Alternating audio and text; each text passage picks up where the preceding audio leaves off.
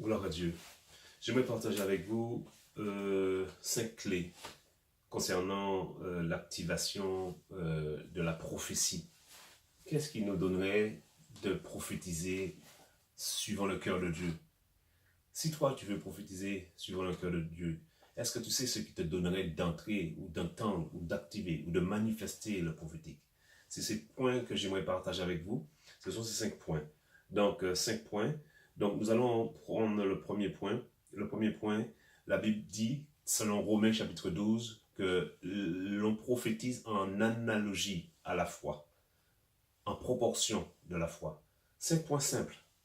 C'est-à-dire qu'aucune personne ne peut parler de ce Dieu invisible, de ce Dieu qui n'est pas matériel, qui est esprit, sans avoir la foi. Il te faut de la foi pour parler de ce Dieu invisible. Donc, qu'est-ce qui peut te donner de déclencher cette foi? C'est de savoir qu'il parle. Parce que tu sais qu'il parle, tu sais que tu peux parler de sa part. Parce que tu sais qu'il parle, tu peux parler de sa part. Tu vois, c'est la foi. Parce que tu crois que Dieu parle, selon qu'il est dit dans Job 33, 14. Donc, tu peux, à partir de là, te positionner comme étant un récepteur, parce que l'émetteur, c'est lui, et tu réceptionnes les signaux sur la bonne fréquence et tu commences à parler de sa part. Donc, la première chose, suivant Romains chapitre 12, que la foi est le déclencheur du prophétique. Tu dois croire que Dieu parle et tu dois croire que Dieu peut parler par toi. Tu dois croire que Dieu parle et tu dois croire que Dieu peut parler par toi. Et puis pour cela, nous avons dit qu'il nous est demandé de poser un certain nombre de questions à Dieu. Arriver devant une situation, c'est de dire, Seigneur, que veux-tu dire? C'est toujours mon premier point. Que veux-tu dire? Que veux-tu faire? Quelle est la manière dont tu veux te manifester? Me voici, je suis un instrument, passe par moi. La première chose qui est très simple, croire et se disposer pour ce Dieu-là. C'est la première chose. Alors, suivant maintenant Philippiens en effet, chapitre 2, verset 13, vous verrez qu'il dit, c'est Dieu qui met en nous le vouloir et le faire. Il dit, faites toutes choses sans murmure ni hésitation. Et voici mon deuxième point. Mon deuxième point, c'est l'hésitation. Personne ne peut parler de la part de Dieu sans être un peu fou pour Dieu. C'est-à-dire oser. Toutes choses sans hésitation, sans hésitation. L'apôtre Paul même disait, priez pour moi afin que je fasse connaître hardiment et librement. Il faut être hardi, hein? L'ardiesse, l'audace, oser, vouloir. Donc, voilà, pour parler de la part de Dieu, il faut en effet suffisamment dépendre de Dieu, croire, premier point, et puis oser. Hein? Il met en toi le vouloir, le désir est là de parler de sa part, et quand le désir est là, à partir de là, il t'appartient de manifester ce désir, d'oser affronter cette personne et lui parler librement. Donc, les autres points vont s'ajouter, vont s'imbriquer à ces deux premiers points qui te permettront d'être sage également. On y arrive. Donc, il y a un point aussi, et c'est mon troisième point. Vous verrez que dans les dons, il est parlé de la parole de connaissance, la parole de sagesse, don de guérison, de miracles, don de foi, don de prophétie, discernement d'esprit, interprétation de langue, diversité des langues. Et voilà. Alors maintenant, regardez que là, vous consulterez tout et beaucoup de prophètes, ils vous diront la même chose. Que généralement, la prophétie ne vient pas comme cela. La prophétie vient en second. Qu'est-ce qui vient en premier? Qu'est-ce qui vient en premier? C'est la parole de connaissance. C'est une flash, c'est une image, c'est une pensée, une forte conviction, une voix intérieure, une profonde conviction, une pensée qui s'impose. Ça peut être une voix audible, mais elle n'est pas toujours. Elle n'est pas toujours cette voix audible. Non, la voix audible ne vient pas premièrement. C'est d'abord, je vous dis, c'est d'abord la parole de connaissance. Vous avez une image, vous avez un ressenti, un sentiment. Et en vous la pensée du Seigneur, une pensée, une forte conviction. Alors que vous regardez la personne attentivement, et vous posez la question, vous croyez que Dieu est capable de passer par vous, vous regardez cette personne dans les yeux et vous êtes attentif, parlant de tout de rien, mais vous êtes là en train de préparer l'onction prophétique qui va monter, l'atmosphère est prête et agréable, et là vous voyez un flash, vous voyez un accident, vous voyez une image, vous voyez parfois une rose, vous voyez un chant, et là il faudra commencer à décoder la parole de connaissance. Donc c'est step by step, étape par étape. Si tu arrives à capter la première pensée qu'on appelle la parole de connaissance, à partir de là, vient la parole de sagesse, certainement, et puis cela découle et finit par être une prophétie. On est là à décortiquer et à montrer les points qui activent le prophétique. Le prophétique, la parole de connaissance, puis tu verras que parole de connaissance qui révèle un fait, déclenche un conseil, la parole de sagesse, et puis en découle une prophétie. Mais la prophétie, bien souvent, ne vient pas, comme dirait quelqu'un, mais je n'entends rien. Mais parfois, tu as peut-être un mot. Et c'est ce mot-là qu'il faut savoir capter. Bien souvent, c'est le premier mot, la première pensée, le premier mot, le premier ressenti que tu hésites. Et c'est ce qui fait que tu ne développes pas le prophétique. Parce que quand la pensée vient, tu te renfermes. Tu te dis, oh, c'est pas Dieu ça, c'est moi.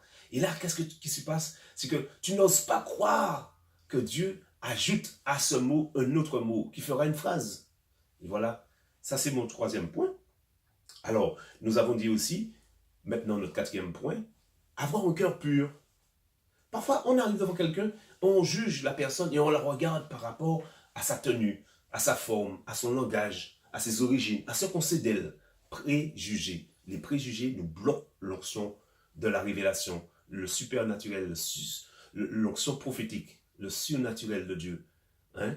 Pourquoi on dit surnaturel? Parce que ce n'est pas naturel que de lire les cœurs. Alors qu'il dit quand un homme vient dans nos assemblées et que les secrets de son cœur est dévoilé, ça c'est le surnaturel. On ne dévoile pas le cœur de quelqu'un si vous n'avez pas l'Esprit de Dieu, à moins que vous touchiez à la divination. Et ça c'est interdit par la Bible. Donc le Saint-Esprit est suffisamment grand pour révéler les secrets des cœurs. Pour l'évangélisation, cela te sera bénéfique. Comme j'ai raconté une fois, cette femme qui a Rouen dans une place, on lui parle de Dieu, elle ne voulait pas. Je lui ai dit, mais si Dieu est capable de révéler, est-ce que vous allez croire en Dieu? Elle me dit, ouais, mais arrêtez, c'est des bêtises. Et je lui porte deux paroles de connaissance. Première parole, vous vous battez constamment avec votre mère. Deuxième parole, quand vous vous levez le matin, vous avez une pensée suicidaire. Et à cela, elle se met à courir, elle a eu peur.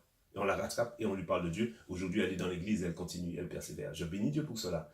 Encore une fois, au travail, on se retrouve là et je parle à un collègue. Il me dit non, mais moi je suis musulman. Okay. Mais je lui dis Jésus existe. Il me dit mais Jésus, c'est l'un des prophètes comme nous dit le Coran. Mais Jésus n'est plus vivant, n'est plus là. Je lui dis mais Jésus il est tellement vivant qu'il te connaît. Est-ce que tu es prêt à l'écouter? Il me dit non, il ne faut pas quand même exagérer. Et je lui dis mais il est capable, Jésus, alors qu'il est vivant, de me parler de toi. Et je lui dis Seigneur, parle-moi de lui.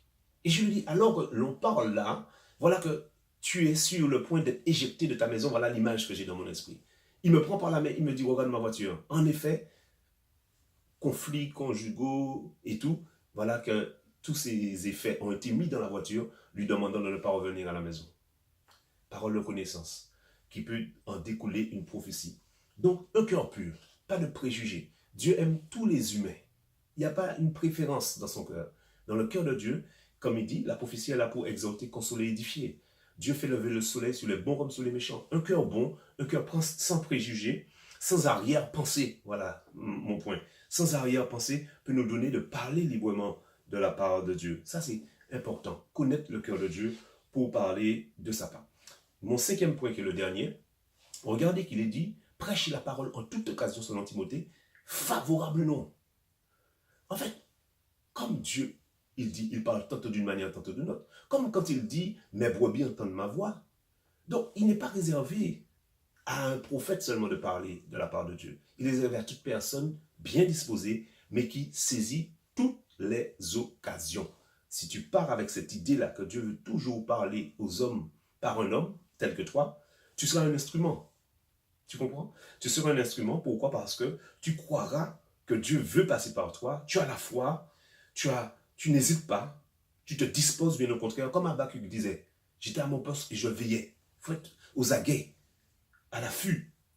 Il faut être attentif. Il faut regarder. Il faut sans cesse être là, aux aguets, cherchant quel est le cobaye, quelle est la personne, quelle est la circonstance, favorable ou non. Comment? À qui? Qu'est-ce que tu veux dire? Posez des questions à Dieu dans vos cœurs. Vous verrez, vous allez parler de sa part. Pour aller encore plus simplement, prenons une conclusion. Alors je disais que tout enfant de Dieu, ou ayant le Saint-Esprit, doit parler. C'est ça ma conclusion. Selon Joël, je répandrai mon esprit sur toute chair. Vos fils et vos filles prophétiseront. Vous voyez? Alors, Il parle encore même du vieillard, même du serviteur. Tout enfant de Dieu, baptisé d'eau et d'esprit. Encore, regardez Jésus, qu'est-ce qu'il dit dans Jean 10? Mes brebis entendent ma voix. Donc toi qui veux parler de la part de Dieu, c'est possible. Toi qui veux être un instrument entre les mains de Dieu, c'est possible. Bannis en toi la crainte. Ne sois plus intimidé. Ne crois pas que Dieu parle par une catégorie et ne parlera pas par toi. Ne te dis pas non plus ne pas être à la hauteur parce que tu pêches. Si tu pêches, il va d'abord te reprendre pour t'humilier, comme il est dit dans Hébreu. Le sacrificateur, il offre des sacrifices pour ses propres péchés et pour ceux du peuple. Que rien ne vienne être une entrave, une barrière entre dans ta relation avec Dieu. Connais la base, les fondamentaux, l'amour que Dieu a pour l'humanité. Cela te donnera de prendre de l'assurance en toi. Il veut parler, mais il passe par nous. Jean 10, 16, il dit, j'ai encore d'autres brebis qui ne sont pas rentrées dans la bergerie. Mais celles-là, il faut que je les amène. Elles rentreront dans la bergerie par toi, par cette onction prophétique évangélique. Dans l'évangélisation, on en a besoin. Dans le ministère, on en a besoin. Au travail, on en a besoin. Cette onction de révélation, sensible à sa voix, être attentif, savoir entendre, te donnera aussi de faire des affaires dans la vie séculière. Te donnera de travailler, te donnera de faire plein de choses. Que ce soit dans le ministère, en fait, on en a besoin. C'est notre inspiration, c'est notre vie.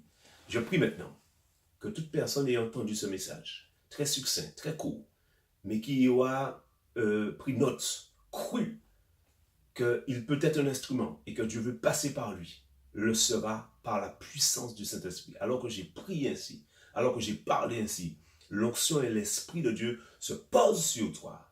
Maintenant, alors que j'ai parlé, j'ai prié ainsi, que tu sois rempli du Saint-Esprit et que tu sois baptisé du Saint-Esprit, que tu parles en langue et que tu prophétises de sa part. Analyse, médite ces 5 points et tu seras libre, affranchi, car là où est l'Esprit de Dieu est la liberté. C'est ainsi que j'ai béni tes enfants qui ont suivi ce message. Au nom puissant de Jésus, Père, je t'ai prié. Amen.